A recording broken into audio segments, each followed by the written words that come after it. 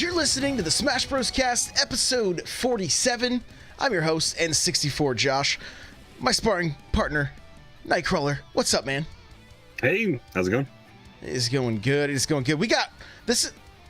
This is a very special episode. We got the hosts of Beyond the Metagame. Peon, what's up, buddy? Yo, guys, it's so good to be here. AV and I, Peon speaking. Listen to you guys' show week in, week out, and it's awesome that we can finally get together and talk with you.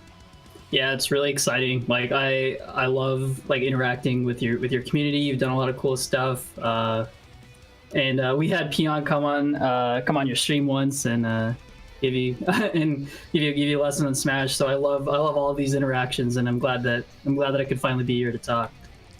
We are so very glad to have you. Before we jump into everything, guys, if you want to get yourself a free book from Audible, go to audibletrial.com/SBC. The chair I'm sitting in is from OP Seat. I love this thing. You go to n64josh.com/OP Seat. You automatically save $10 at checkout. That's going to be it for ads. We want to get to the content. I did my first local. Like, this is going to be crazy. This is going to be a crazy show. So we're going to do a little. Well, let's get into this.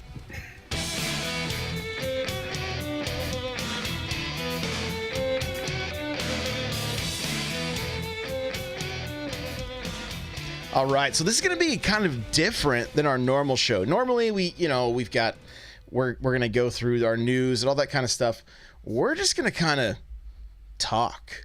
This is going to kind of just be like conversation time. Two Smash Bros. Podcasts coming together to just, we're going to take some questions from the chat, talk about, just how we're doing with the game, that kind of stuff. I'm going to kick it off with just, like, asking you guys, Peon, give us just a quick lowdown of your show. Like, we've mentioned you guys on here before, but, like, kind of break it down for us. Sure thing. So when me and AV set off, we wanted to, because who's AV and Peon in the Smash community? It's kind of a meritocracy where the most popular content creators are the best players, right? Zero, Leffen, the big guys in the content creation space are also the biggest guys who compete. And so AV and I thought, okay, we can't just talk about Smash. We don't have the personalities for it. We're not smart enough. We're not funny enough. So it has to have some sort of utility. So what we do is we try to equip them with the tools to both be better at the game and to have more fun with it. So that's kind of our mission statement, and that's what each week we try to do that. And we also bring on experts to contribute their insight and help us with our cause. I love it. AV, you got anything to add to that? Yeah, I mean, Peon summed it up really well, but in general, like, our whole shtick is that we're looking at beyond the metagame. We're looking at what can people do without touching a controller, which is kind of a really cool concept. It's because when you think about improving at a video game, you don't think about meditation or sleep habits or learning how to learn a new technique or improving things that appear tangential to, like, progressing as a gamer. But there's so many things that we've experienced as competitors and so many, like, situations that we've been in that we thought that we would have really valuable insight. So that's kind of where we're coming from and why I think we have received some traction, even though we weren't really known beforehand, as Peon said. Yeah, I love the content. Right. I love listening to you guys, and, like, I do find myself like thinking about just the mind game. Like, one thing I've wanted to talk about on this show that I just forget to bring it up. I used to play golf. Do any of you guys golf at all? I golf. I'm a bit of a golfer. Okay, so when I first got into golfing, which was a long time ago at this point, I had some old school books that I picked up, like really, like, from the 50s, I think. Like, so the lessons from so I remember one of the things they said is there's 110 things you need to remember for your golf swing, and you're gonna remember about 3 of those every time you step up to the ball. And I'm telling you, like, I feel that with Smash. I feel like there's about 110 different things I could do every time I start a new match, and I remember about 3 of them. Well, that's the beautiful thing about. I do see the analogy between golf and Smash, because golf, it's one of those things where there's 100 different ways to get better, and it's almost like you're walking down a path and it forks, and every single option you pick, there's another fork, and so on. And it's exponential, and there's so many things to think about, and that's the beauty of Smash. That's the complexity of it. That's what we love about it. But if you just tell someone, the most common question that AV and I get is, okay, how do I get better? I just want to get better. And the reason that there isn't an answer to that is because there's so many aspects of the game itself which you can improve on. Neutral, option mix-ups, edge guarding, recovering, and then of course out of game. Being confident in front of a stream of people, playing a matchup you've never played before. There's all these different little things that you have to learn in your quest to become a good Smash player. And I do see that in golf as well. I think it's an appropriate analogy. Yeah, I think it's really cool to think about like all of these concepts that you theoretically have to lock down, like 100 different things when you're playing Smash. You have to think about the neutral, the advantage, character matchups. There's 70x70 character matchups in this game. Like that alone is more like, when you add the Mii's in with all their crazy combinations. There you go. You have to know you have to know the costume matchups. You have to know like if the certain costume is gonna throw you off. Like you don't like pirates, like you have to know you're playing against a Mii costume pirate. But the thing is that over time, people talk about this thing called autopilot. Autopilot has often been like a good thing and has been viewed in a good light and a bad light. And in my opinion, the things that you do automatically are kind of get wrapped up in this. Like you have 100 things, but most of them, once you start training them, you lock them away. They become standard. So you don't really have to think about them actively. There's a few set things that you think about actively that I think are really crazy, like mind games and like stuff that's interacting with the other player. Yeah, I really like the way you said that, because that's exactly it. It's right now for me, it's a bad thing, because when I go into autopilot, it's full hops at like kind of jumping away from my opponent and then trying to throw a back air. That is my autopilot to a T. My first match in my local yesterday, that was like, I really wasn't all that nervous, but I really felt like as soon as I started playing, I forgot everything. That's kind of what it felt like. And so, I totally get that. But as you practice, the longer you play, the more you start kind of,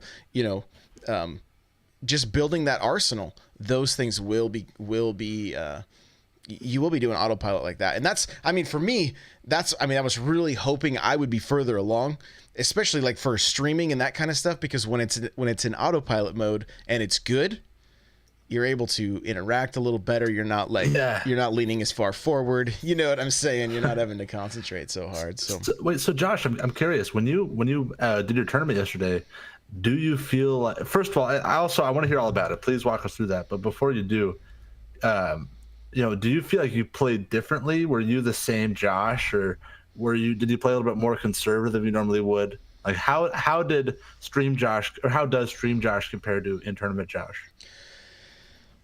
I would say this. I think we, it was a little, there was 200 over 200 people, right? So it was big. I was like, am I even in the right place? Because they had different areas set up for the pools, right? And so, but what was kind of confusing is it said, station 1, 2, 3, and 4 are here, and then they had station 3 is right there and station 4 is right there, and then nothing for 1 or 2. So I was like, I don't even know if I'm in this room or if I'm supposed to be way over. There was this room all the way across GameWorks, and so that was just a little bit confusing at first. But when I finally sat down, I had talked with a few people, kind of, just some small talk, things like that. That was pretty cool. When I finally sat down and my first opponent picked King K. Rool, I was like, oh, I got this. Right? Like, that's how I felt. I felt like I got this. And I think I almost went into it with a little, maybe overconfident, And then I ended up just doing stupid things and not. I know that my matchup with Rule, I have to punish his mistakes, because although he's got great recovery and all that other stuff, you get him to whiff something and he's easily punishable. But I kept attacking shield and doing just stupid things like it just. And it takes me, like, even on stream, a lot of times it's either one or the other. It's my first game is my best game of the day, or I get warmed up and then things start, kind of start firing on all cylinders. And so the first, I landed a killer spike against Rule. And then I couldn't turn around and get my up B, and I SD'd, like I up B'd the wrong direction. And the guy bro stopped me. He was in our tournament today. He's a super cool guy. Sith, I believe, is his name, or Scythe or something like that. So, so it's good chat with him. It was his first term. Like, everybody I talked to, they're like, "Oh, this is my first time," or a lot of people, "This is my first one." All three people I played, the last guy I played for my third round, he had played at Don't Park on the Grass. And that was his first time trying to play competitively. So I got 2-0'd my first match, and then sat down with the next one, lost the first match, and then after that things kind of just completely turned around. And I can remember a point in the game where I did a forward throw to a dash attack to a spike, and I had the kid on the ropes the rest of the game. He was just like, he literally, he just goes, "Whoa." And then at that point, like, he didn't come back from it. So start doing the zero backpack cam, stream your tournament, and then throw that one on the daily spike, man. That's what you got to do. Right. Yeah. That's what I told him to do that when we were getting off the podcast yesterday. I was like, "You got your son with you. Is like, you got a cameraman with you." Yeah, exactly. And turn on Streamlabs on your phone. And I should have done that. I should have for my third match. So what happened with my third match is he was a Roy. So I was like, okay, well, this is good, because Crawler's been playing Roy. Wait, Josh, to clarify, this is your so you won another match in losers. So I get to your third. My second match I won. Oh, it was pools. In pools. Right. So it was round robin pools, or was some of it's still kind of new to me. So, like, yeah. Did everybody play everybody, or was it like double elimination in your pool? It was double elimination. Okay. Yeah. So I lost my first and then won my second one, and then going into the third one, I barely lost the first match. Okay, just barely lost the first match. By the second match, again, things started popping, and I was like, okay, I'm gonna be able to beat this guy.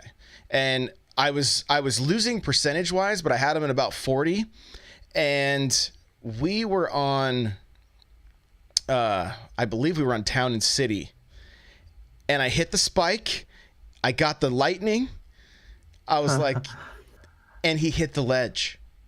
Oh. And it completely, it just messed with my head. And so, like, I was ready to fist bump him, and then, and because we both kind of thought it was over.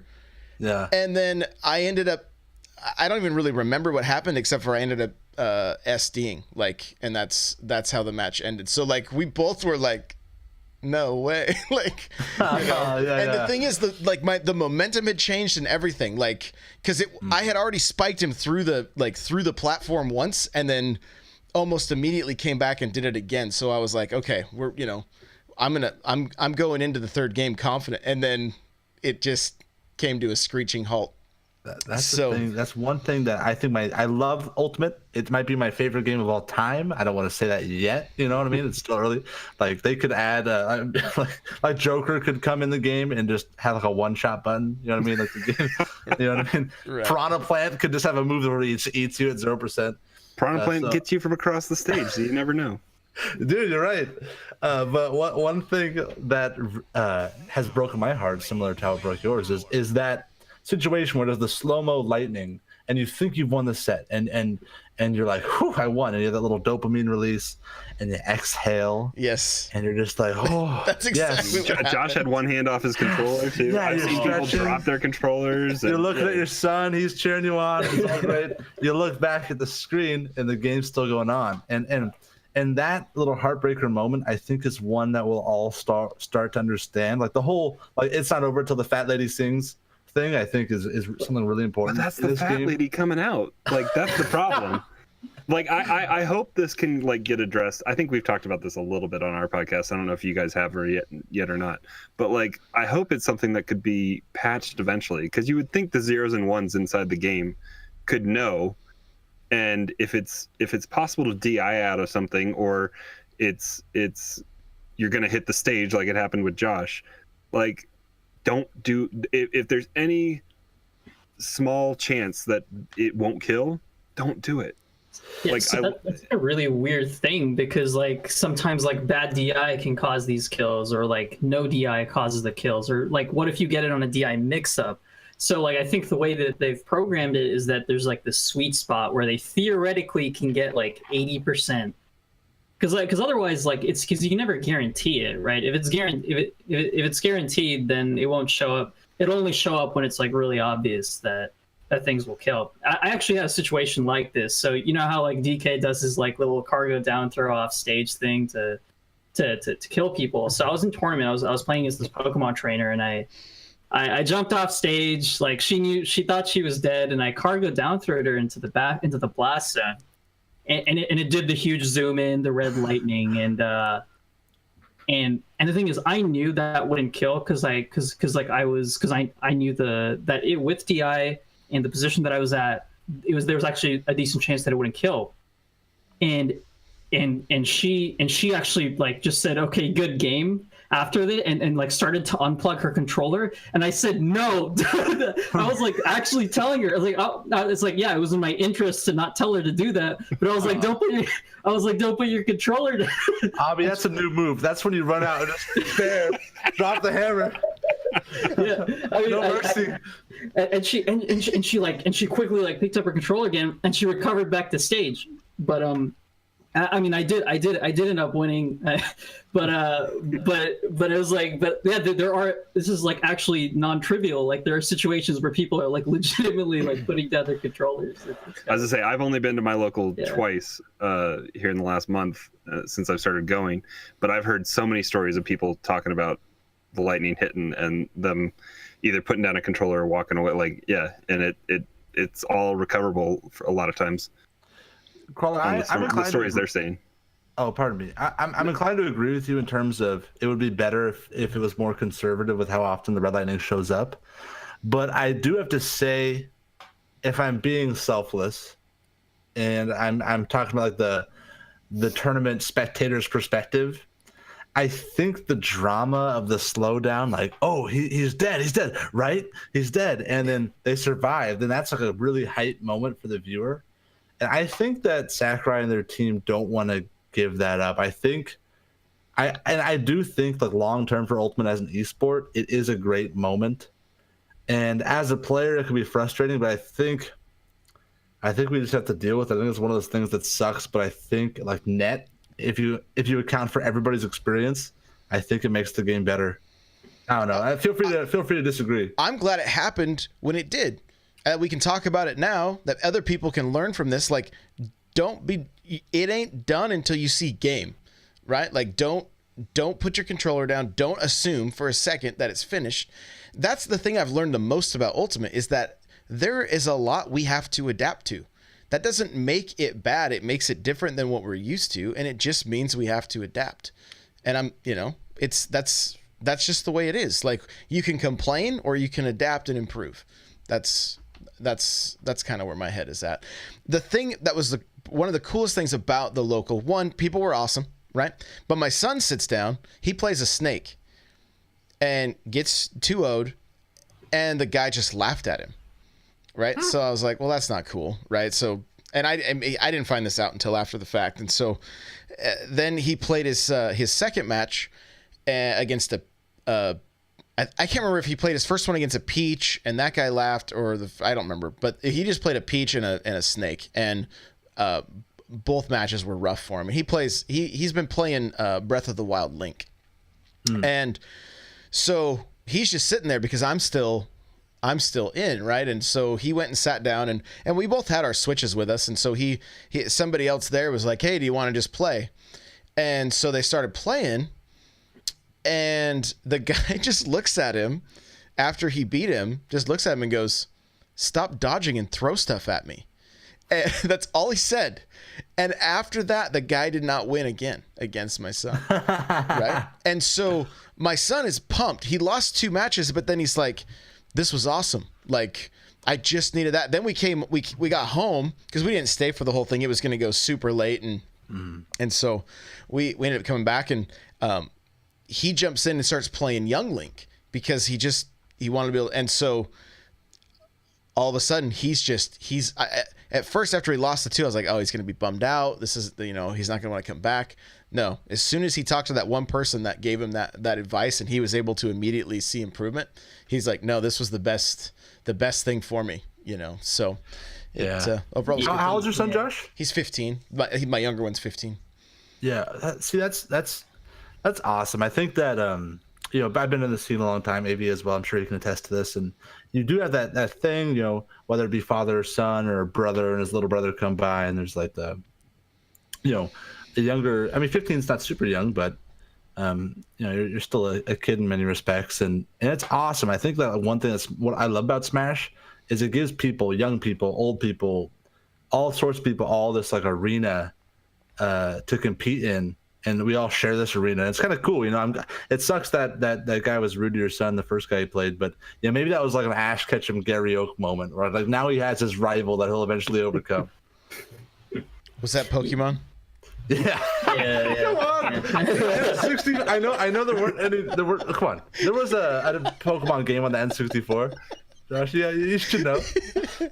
He didn't even beat Mario 64 until last year. You can't guarantee that he's played 64 games. This podcast doesn't need more dirty laundry aired out. Come on. But yeah, I absolutely agree. Like as a TO, I think one thing that I received, like the feedback that I received more than anything else, is that when you make someone's first tournament experience special, when you check in with them and when you make sure that they're playing new people and make sure that other people who are in cliques are like interacting with them, and you make it like a really welcoming, enjoyable experience, like it does so much for their like attitude about playing competitively. And I love to hear stories like this about how like people are inspired by even just like one dude who just sits down with them and teaches them a little about the game. But Crawler, Josh, you guys both are new to the scene, right? And at least when it comes to actually going to events, Crawler, you said you've been to 2 tournaments. Josh, You've been to 1. Do you, tell me about? What have you guys learned? Like what? I'm so curious as to what your guys' perspective is on, like tips to survive your first tournament. Well, I know my first game of my first tournament 3 weeks ago, my first game was put on stream. Oh. It was just, I think, luck of the draw of just how it went down.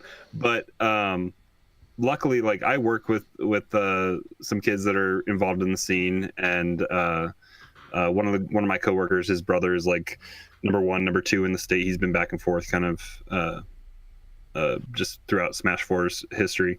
He's been finishing like routinely like second here since Ultimate's been out. But the fact that I was able to kind of fall in with them and kind of watch them play as well, but also that one of my coworkers was commentating my match that was on stream, and I was able to come back home and watch it and listen to some of the stuff that they were saying about my gameplay while I was there doing it was really good. And I've going back and looking at it, I was doing they called me out for doing it, the exact same thing. I was doing jump get up off the ledge, and I was trying to do down air attack with Corrin just over and over and over again against a snake, and it was getting punished just repeatedly. So that was really good to see. And but the other thing is just like getting to being at a tournament, just there's anywhere from 15 to 30 probably stations set up anywhere around. if you're in it still, you have time in between your matches. If you're out of it, you can hang out as long as you want, but just float around and watch all these different people playing, and you can see all sorts of different tactics and play styles and characters being played. And you can just try to, I mean, I'm pretty introverted when I'm not here at home or whatever, but if you're comfortable enough talking to people, striking up a conversation, try to get some friendlies going once kind of all the craziness is settled down a little bit, when they're not using all the stations, or if you have your Switch with you. So just like Josh's son did, like play some friendlies just on your Switch or whatever. And it's a good way just to learn and see a lot of different, more so than what you would just like at home online. I think one of my biggest takeaways from it, like, because I kind of assumed going there that I was going to be playing against all these people that had all this experience, and that, you know, I was just going to get just beat down, like, and that really wasn't the case. I didn't feel like any person I played against I couldn't have beat. I know that I'm a slow starter when it comes to figuring out my opponent.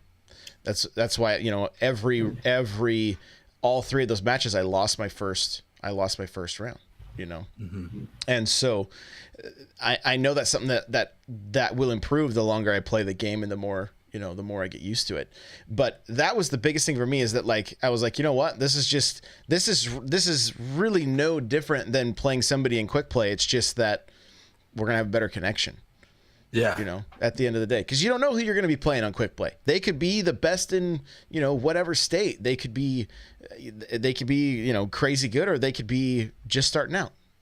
You're going to, and that's as popular as this game is. And when there's 200 people there, you know, and you can kind of tell looking around, like, oh, they've been here a while. Like I saw, you know, I got a little gray in my beard, and I can see a few other people with some gray in their beard, and they're like, oh, I've been here since we've been doing this since Melee, you know, like.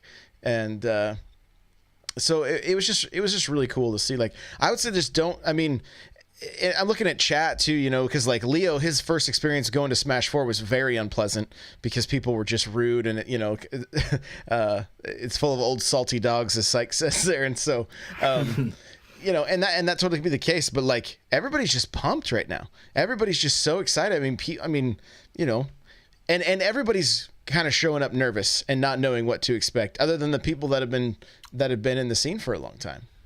Yeah. Well, I'm glad that you guys, because there's this phenomenon that I personally subscribe to, and you guys, I don't know, Nightcrawler, you didn't say, but Josh, you went to a 200-person local. Generally, what I found is the smaller the locals, the friendlier the people are, because, you know, you're forced to treat every single person more like a person. When, you know, like when you're 10% of a local, it's a lot different than if you're 0.5% of a local, and in terms of how people treat you. And, you know, because I've been to some tournaments in SoCal that have had 200 people in it. And, you know, the TO, they don't have time to learn your name. Like, they have sponsors and budgets, and they just need to get the tournament run. And they're more looking to be efficient. But if you go to a local of 15 people, you know, people learn your birthday. You know what I mean? People know what your favorite color is. It's this really intimate experience, really quick. And that's why I'd say, like, a pro tip, if you have access to it, find the crustiest card shop in your town, the smelliest one, and there's probably going to be a weekly there of like 10 really good people. And so that's just like a little peon pro tip. Yeah, I can attest to that. Like, I've had great experiences at both like massive tournaments and really small events, and I think mixing it up, building relationships at like these really small ones, because you're going to be running into these people over and over again. So that's where you really want to find your sparring partners, which are really important at developing your skill at the game. The thing I'd attribute to my growth as a competitor, I'm not going to speak for Peon, but the thing that I attribute is basically being able to have Peon as my practice partner, and we kind of just go back and forth over and over again. And there were definitely periods where like he would be teaching me stuff about the matchup. I would be teaching him stuff about the matchup. We'd go back and forth, and we would always be beating each other. And I think finding those people is really difficult at these 200-person events, but maybe at the crusty card shops you find these relationships. Well, and I would say somewhat of an advantage having a 15-year-old son that wants to play this game somewhat competitively, like we can play literally. It's like being in a dorm almost, you know. It's just the two of us, right? So it's like you kind of get used to just having that same. You pick up on each other's patterns and everything pretty quick, but like, I don't know, just even as a dad, it's pretty awesome being able to do something like that with him that he enjoys. So it's cool. AV and I profess this idea that Smash is this very intimate experience. You know, the way that you change your habits in game often is a reflection, or is like a projection of the way that you adapt to any situation in life. And I feel like it's a cool thing to be able to like play Smash with somebody you're close with, whether it be your son or family member or good friend. I feel like you know and love somebody, and then you play Smash with them, and then you know, love them, and understand them. Like this third eye opens up. So that's really cool that you guys had that to share with. Yeah, well, and we've talked about it on here before, but I mean, when they were little, we went through Subspace Emissary, both my boys, you know, and it was such an exciting thing every time a new character showed up, like, because they were really little, you know, so it was, yeah, you know. It was super exciting too. I love Subspace. Yeah. It was so fun. Yeah. So, guys, we want to take some questions from the chat, and we're just gonna kind of talk some fundamentals, and you know, Crawler, maybe you've got, we maybe can ask these guys. I mean, these guys are veterans, you know, if we got any questions or whatever. I mean, you know, we get the same question regularly. How do I get better? How do I get better? Right. And it's like, I'm not better. How am I supposed to answer this? You know, but I mean, even today, like I had to take a break from what I was doing and played a couple matches with Crawler, and we had our buddy Get Wreck Becker was in there, and I have struggled against his Little Mac. It has been like just like I just do the dumbest things, and Mac will punish you like no other. And so It wasn't until today that it was like I jumped in with those two guys, lost my first match to Crawler, just barely, but lost it, and then lost my first match to Super Nintendo, and then came back and then won both the matches against him. And I haven't beat his Little Mac. I mean, I may have, like when the game first came out, but it's been a while. Usually it's not pretty. And what kind of clicked in my head was just that, like, what I want to do in every match, where I just am patient, wait for the mistakes, know what approaches work, and do that instead of just continually jumping in front of his fist, because it seems like that was like my MO, you know. And so I mean, Crawler, what so well, like, you take before you got that? in today, like I was practicing my Roy, and I think I got destroyed like 2 or 3 games in a row. And I told him, I was like, all right, no more Mr. Nice Guy. And I went and got Corrin, and I beat him twice with Corrin. And I was like, all right, I've done my piece. I was like, I'll go back to Roy. But like, it was something that I had to fall back to something that I was comfortable with, that maybe is not the most competitive. And that's something I guess you guys talk about, is like, it doesn't have to be the meta that you enjoy this game. Like, I mean, that's part of the reason why I've wanted to pick up Roy, is that I want to have a more competitive character. But in all fairness, like, I enjoy Corrin's toolkit that I have and what I've grown comfortable with since Smash 4. But yeah, I mean, moving forward, I definitely want to try to expand. Like, there's some guys in our Discord that are just able to put the button on random and still do really well. So I mean, that's something I eventually want to strive for, as well, as just getting comfortable with those move sets, and I guess that probably comes with just a really strong neutral game that you can adapt throughout, like, the roster. Yeah, absolutely. I think that the question, like, how do you get better? Like in comedy, there's this thing where if you ask a comedian, you know, where do you get your ideas? That's like the worst question apparently you can ask, because they're like, I don't know, dude, I'm funny. Just get over it. And I feel like how do you improve is kind of the Smash equivalent to that. Like, if you ask Mewtwo King, hey, Mewtwo King, how do I get better? I'll be like, dude, leave me alone. I'm trying to eat McDonald's. So, but I have thought about this for a long time. I mean, we've made 20 podcast episodes on the subject, and I've been trying to theorize, okay, like, what is a What can I just tell somebody? And I think it's just a multi-tiered approach. You know, you have to find out first, what am I bad at? Am I bad at combos? Okay, go to your character's Discord. I guarantee they will either have a spreadsheet, or there will be a dude who's in there who will be more than happy to tell you every combo that your character has. You know, are you struggling against a certain character? Go to their character's Discord. Same exact situation.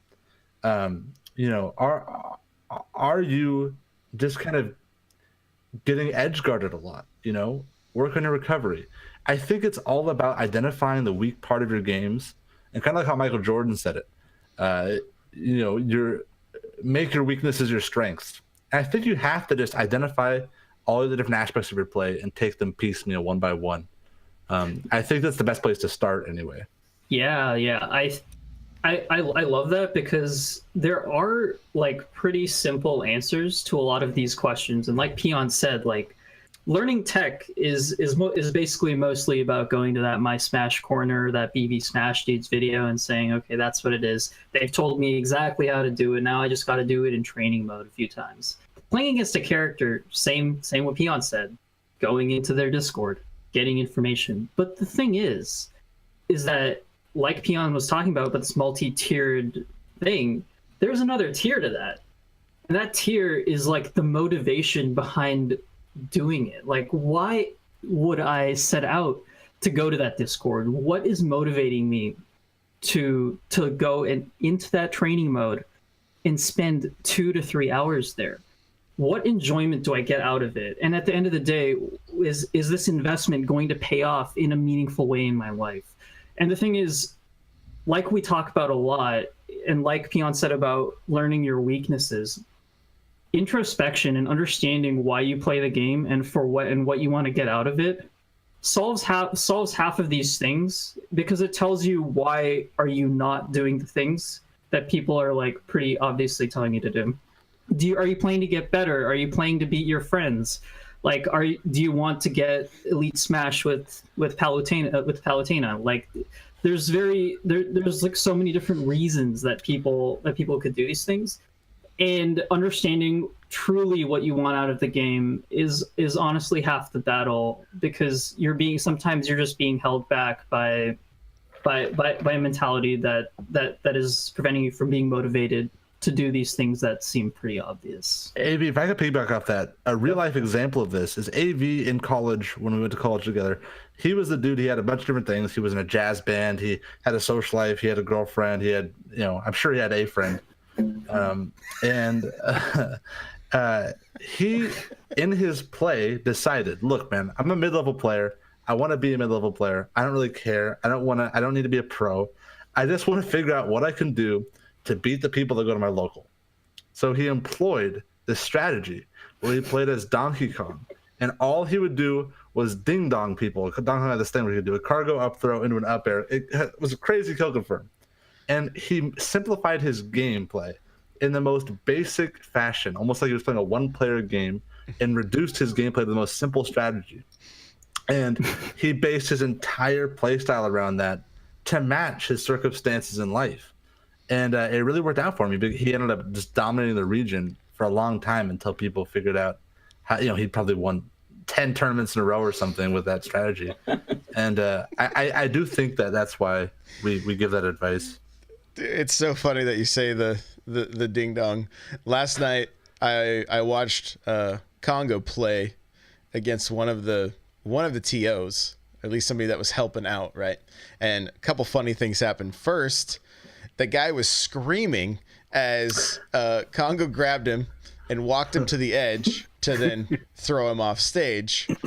And I mean, he's screaming, yet I could hear him mashing his controller louder than he was screaming. It was that intense, right? And then right after Congo threw him off the stage, Congo's mom turns and looks at me and goes, "That's the new ding dong." Dude, I love Congo's mom so much. She is so great. I love that she goes to all those tournaments. One time I bumped into her physically. We were in a tightly like sardines packed in this corner. And I was watching Congo play my buddy J Tails, and I'm talking to Congo's mom, and she didn't really know who J-Tails was, so she's like, "Hey, I'm Congo's mom." I'm like, "Hey, I'm Peon. Nice to meet you." And she's like, "Is that guy good?" Pointing at Congo's opponent, J-Tails. I'm like, "Yeah, he's pretty good." She's like, "Oh no, I hope he's not good because he's playing my son." And she was just the most chatty, lovely woman. I hope, Josh, you got to be friends with her. Yeah, he lives about 40 minutes from me. So, yeah, it was just that was a highlight of the night, because literally this TO is screaming, but he's mashing his controller just so loud, like it's like echoing through the place. It was just beautiful. It was beautiful. So that's a new definition of the Echo Fighter. Yeah, right. So we got a couple of questions from chat. This is from Leo, and it says, "What's a good way to get back into Pilot and out of autopilot?" Can I take this one? Yeah, absolutely. Yeah. All right. So like I think I mentioned the term autopilot beforehand, and the thing is that there is a strange obsession with kind of getting into the driver's seat, being in control of your mind, basically having agency over your play and basically what you're doing and how you're interacting with the game. And the thing is, this is a bit of a kind of a trap to fall into sometimes. Autopilot is a manifestation of all of the things that you've learned and basically a culmination of everything that you've perfected. When you're autopiloting, you are just basically playing with all of these tools that are second nature to you. Mm-hmm. When you're piloting, that just means, I think, in my opinion, that you're thinking about the other player. Similar to playing the piano, I've used this analogy a few times. Beginner piano players will look at their fingers when they're playing on the piano. Expert or even basically intermediate piano players will look at the page in front of them. They'll look at the notes. Similarly, in Smash, beginner Smash players will look at their own character and look at what they did. Intermediate and expert Smash players look at their opponent's character and what they're doing. For most people, piloting is actually just consciousness of what people are doing. You'll find yourself falling into this if you are basically conscientious and aware of what's going on.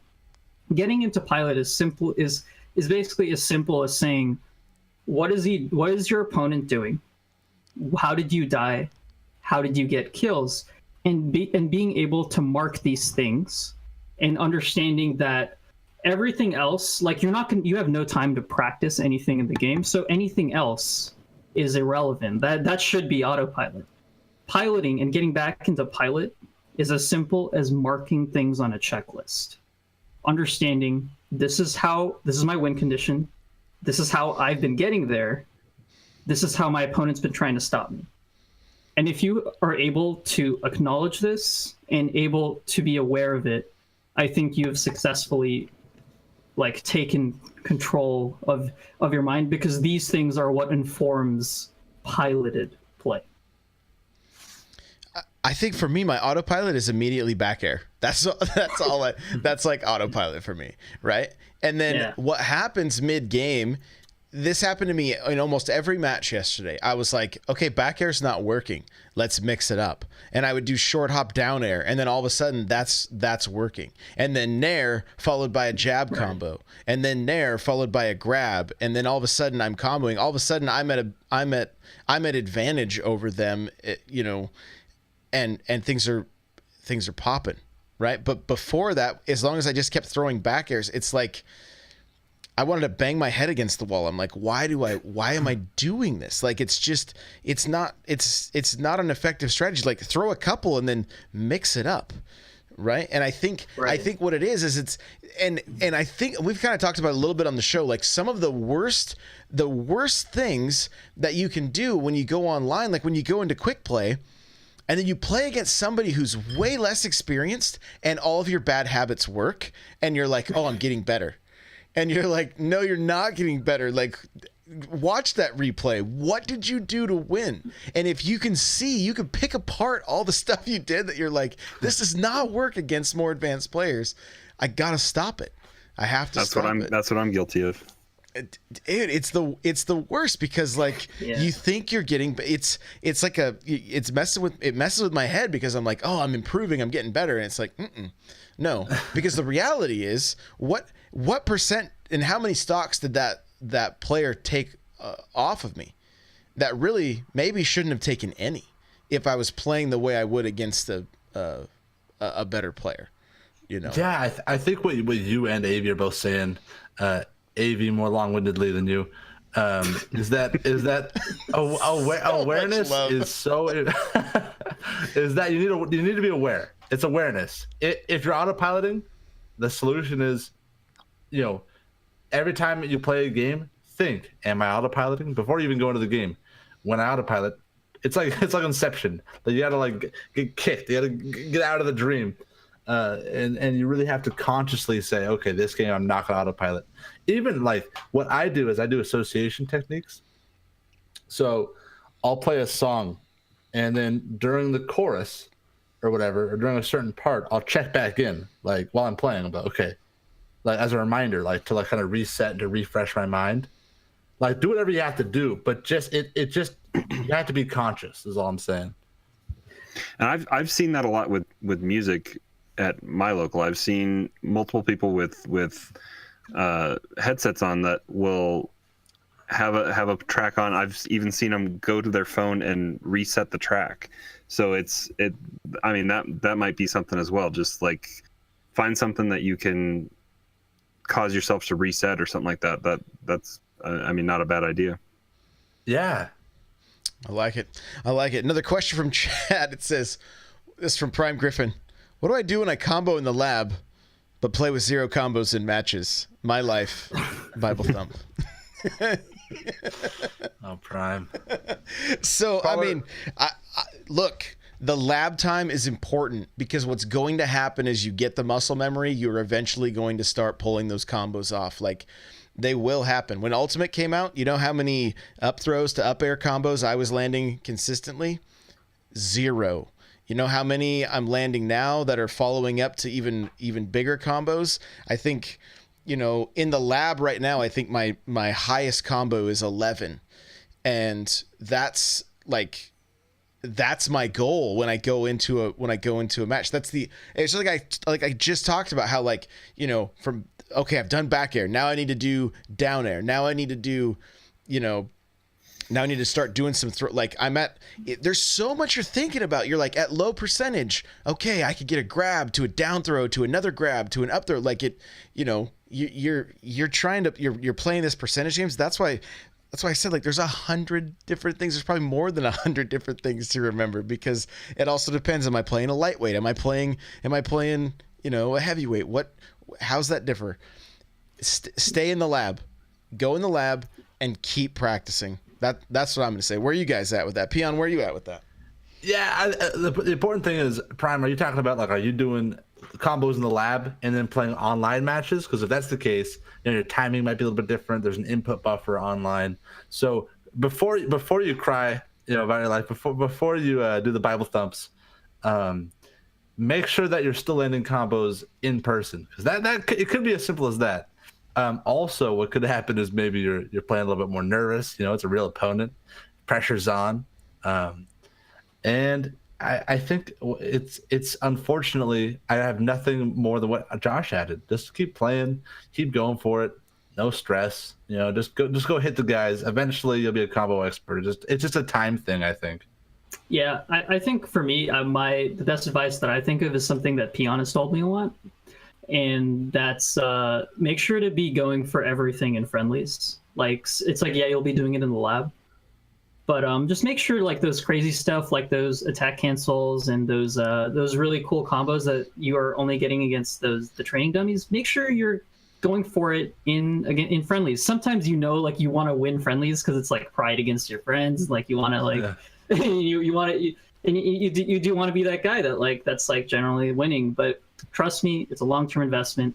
Do what Peon said. Just go for just go for everything in friendlies so that it transitions onto the matches that really count. And one step further, I want you to lose all your friendlies. Next time you play online or offline, I want you to lose all day long.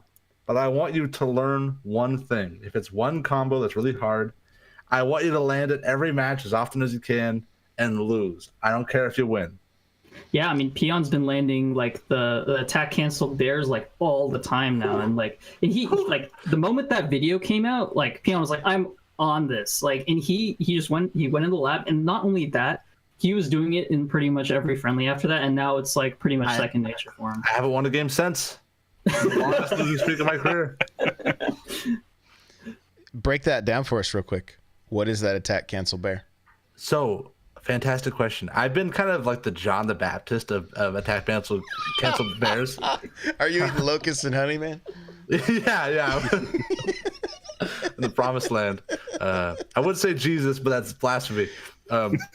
So no, but the thing is attack canceling is a groundbreaking tech. D1 actually commented on it when My Smash Corner, a fantastic informational YouTube channel, put out this video. D1 tweeted, he said, watch this and learn and take notes. This might be the most important tech video to ever come out for Smash Ultimate. Certainly so far it is. And it's a technique that, when implemented correctly, allows you to use to do a perfect turnaround aerial, so like a perfect turnaround back air. Like let's say you're Bowser, you can walk up to somebody, instantly turn around and back air them, where you couldn't do that before. And also it allows you to do an aerial in the middle of your dash, which, okay, what does that mean? Who cares? Why does that matter? It allows you to do certain combos and to get certain kills that are true that otherwise wouldn't be. Some characters benefit from this technique more than others, but everybody benefits from it. So I would just watch the video, and to get more in depth to that, I don't know if it'd be worth it. Okay. I'll find the video and get it in the show notes. For sure. It's important to watch. I think that's the most important thing to take away from it. Got you. And you know, he typed in chat, so lose. Thanks for the advice, guys. But honestly, one of the things that keeps me from getting salty, I lose on stream all the time, right? But I look at each match and go, okay, what did I learn here, right? Or what did I, like, if I pull off like a sick spike that's not just your typical, I watched somebody double jump and, you know, they had no other option. But like if I go deep for a spike and then make it back to stage, I'm like, no, that was a win for me because I needed it. And this actually happened yesterday against the kid I beat. It might have been the factor, you know, that changed the momentum. I went so deep for a spike, I couldn't make it back up, and he like turned and looked at me and was like, bro, you know, like, what are you doing down here, you know? Josh, I'm impressed that you, in your first tournament, you're already going down there swinging. Like, I've seen a lot of people at their first tournament, and usually the characteristics of their play is very defensive, very scared that, okay, I can't lose. I don't want to lose, so they don't take any risks. But I'm happy to hear you going down there and swinging, my man. Oh, no. It should have been a final stock, you know, but I was like, we gotta. Because like I said, I think I got in his head at that point, like, this guy's crazy, you know, like, this guy may be nuts. And so I'm like, let's go for it, you know? So, but no, I see Rust Belt talking like there's so much information, and there is.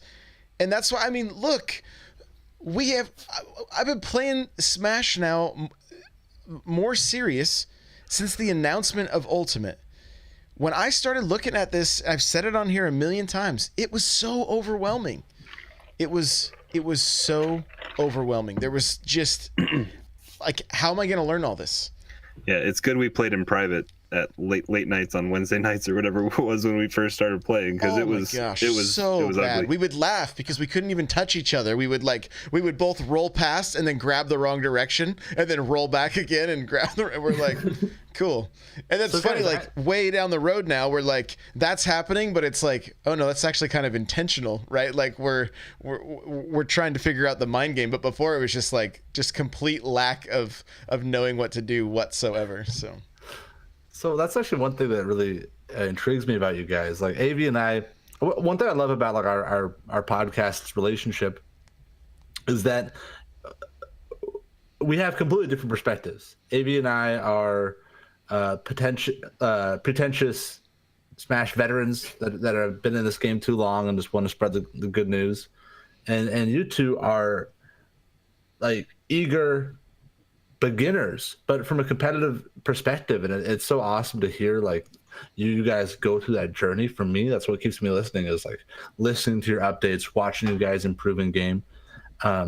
Why Smash? Like, you guys, even before you got into it, kind of decided that you were going to get into it. You know, like, what got you hooked and what's kept you here? Like, why is it rewarding to you, I suppose, is my question.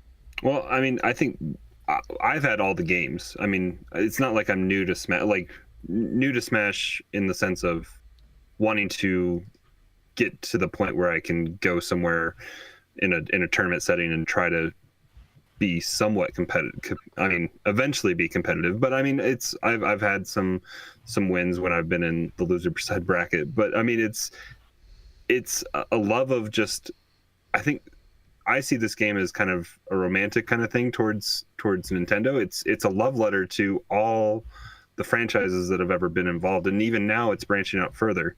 And so this just being like the staple game of last year, when Josh kind of presented the opportunity for me, I was all about it, just because it's been a game that I've loved, but I've never been like, it was the reason I got a Wii U. I mean, I have like 6 titles for Wii U, but it was a reason I got the Wii U, because it was a Smash title coming out on it, and I wanted to have it and play it. But yeah, that's kind of the reason for me. It's like, I've been a fan of the series back going to, what was that, 99, I think, when 64 came out. But yeah, it's just been, it's history, and that's what I love about it. For me, like, I come from a shooter background, like all the way going back to GoldenEye, right? And I was the best at GoldenEye with all the people I played with. And then we would do Halo LAN parties, and most of the time I was the best at Halo.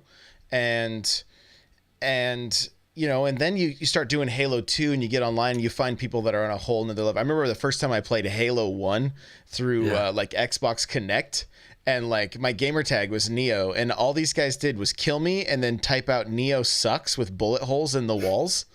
Right? Like, that's all, you know. And so that was like, you know, some humble pie, but I mean, yeah. But I loved the fact that I was above average player when it came to shooters. I mean, even now we throw in Doom on the Switch and I'll go in and do fairly well. With fighting games, other than like Killer Instinct and Street Fighter, and I was a one-trick pony with Street Fighter, you know, heavy kick to sweep, right? Like that was pretty much it. That would work against my friends, but it wouldn't work really well in the arcade, that kind of stuff. And since Nintendo is kind of lacking in the shooter department, and Fortnite for me isn't something that I really wanted to invest a ton of time in, it just doesn't keep my interest. I was like, you know, it's time that I finally understand this game. I remember the first time I saw like a fox go under the stage in Melee and come back. There's a fairly, like, I'm sure it's a very well-known Melee video. If it's like 2 foxes, I think, and they just fight all the way around the stage. And I was like, that is amazing. Like, that is so cool to watch. And I think that might even been the first time that I was like, there's so much more to this game, you know? And so there were times that I would sit down like, okay, I'm going to really try to learn this. And then I just wouldn't. And with the popularity of the Switch and knowing that it would be probably Nintendo's most popular competitive title, I was like, let's just do this thing. You know, I was really into a game called Destiny, had a podcast about it and everything. And had some good friends that had another podcast called Crucible Radio. And the idea of their show was just getting better at Destiny, right? And just documenting the progress. And I'm like, I'm just going to do that with Smash. Right? We're just gonna document our progress. We're gonna bring in people that are much better and listen to what they have to say. And heck yeah! Shout outs to Swain, Birds and Bones. I love those guys. Like, dude, love those guys. I love Crystal Radio. Yeah, Josh, I feel like we'd be homies because I love Bungie games. Crucible Radio is amazing. Yeah, those guys do great stuff. like they're good friends of mine. Like especially me and Swain and Bones. Like we've hung out a handful of times. Like they're really really good dudes. And so It's a small world. I had no idea. yeah, it's crazy. It's wild. It's crazy. So, so that's like seeing the success they had doing something like that. I'm like, I'm just going to do this. I want to go into this humbly and go into it like not like I'm an expert, because I'm not, right? I just want to kind of be real. I don't want to fake anything. I just want to go, hey, I'm going to suck at this for quite a while, but I'm going to document my progress, and hopefully people are going to grow along with me. And it seems to be working, because we get messages all the time like, hey, I'm just starting and I'm getting better listening to your show. And I'm like, cool. I don't know that I totally understand it, but I'm super glad to hear it. Well, I think I do understand it, Josh. I think that you're great. One thing that's fun to listen to both you and Crawler is you guys foster this like wonderful excitement for the game. It's so genuine and it's so captivating. Like when I first started playing this game, I was just hungry for more content, even before in the pre-release news cycle. And I think that a big part of enjoying this or improving at this game is enjoying it. Like a Rust Belt saying, like, there's so much information to it. I just want to press buttons. If you just press buttons and have fun with the game, eventually you're going to get better. I mean, me and AB say this: improving in this game is like a mountain. And every time you play, you take a couple of steps of the mountain. Sure, there's faster ways up. You can take a gondola every now and then if you know the way around the mountain. But if you just play, you'll improve. And I think that's one thing I bet you do help with people, is that you help them enjoy the game more, and then that helps them improve. Man, I hope so. He worked a Celeste callback into that one there. Yes. You have to be Madeline. Yeah, I will say though, it's like not to be the bearer of bad news all the time, but sometimes when you play, you do take steps down the mountain, and that's okay. Like there's times where when you play, it's like you get really frustrated with the game. You feel disenfranchised with the game. You feel like you don't know why you're not improving. You hit a plateau. You feel like you're winning using the same things over and over again. Like you mentioned, it's awesome that you were really self-aware. It's like that when you're playing someone worse than you on quick play and you use the things that you can just always get away with. It's like there's these times where you know that you're either not making progress or you make regressive progress. But the thing is, those are just wonderful parts of the journey, and I agree. I love listening in and hearing where you guys are at, and you guys are just in this like loser win, which is the most wonderful thing for us to hear is that just the perseverance aspect of just playing the game for the love of the game. Yeah, dude, it's a blast. And we're always learning so very much. So, and I'm super pumped to try these attack cancelings into the attack cancel into bear, because like I've been throwing bears in the lab for the last close to a month now and still not happy with my progress. So yeah, I'm pumped. Well, hey, we've hit an hour. Let's wrap this thing up. Peon, where can we find you? You can find me at peon_GCE, and of course at Beyond Metagame. Twitter left no room for at Beyond Metagame.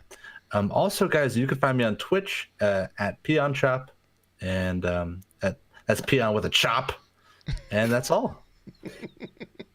Avi, how about you, bud?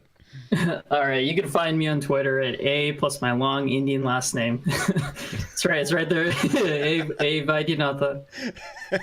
You'll find it you'll also basically be linked to it if you go to @Beyond Metagame.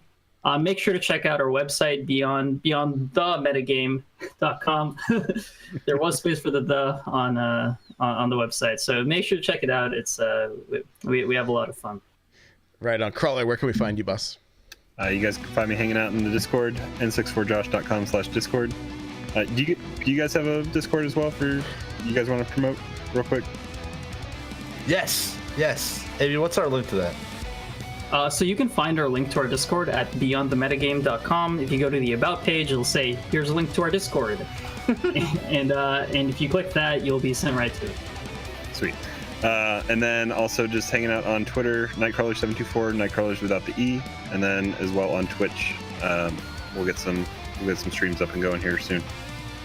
Right on, guys. You can follow me everywhere: Instagram, Snapchat, Facebook, all the places. It's at N64Josh. The show notes for this episode will be n64josh.com/SBC47. We'll have the link to that video with the attack canceling, that kind of stuff. So make sure to check that out. And guys, I just want to say thanks. The tournament was awesome. Like, it was great gameplay, and like, you guys, you know, the chat and everything, you guys were amazing. Peon, AB, thank you guys for putting out great content week in and week out, and for doing this. We're gonna have to do this again. Absolutely. Definitely. Yep. All right. Well, all right. That's gonna do it for episode 47. If you guys have a chance, rate and review on iTunes. We'd appreciate it. We'll see you in the next episode. Bye now.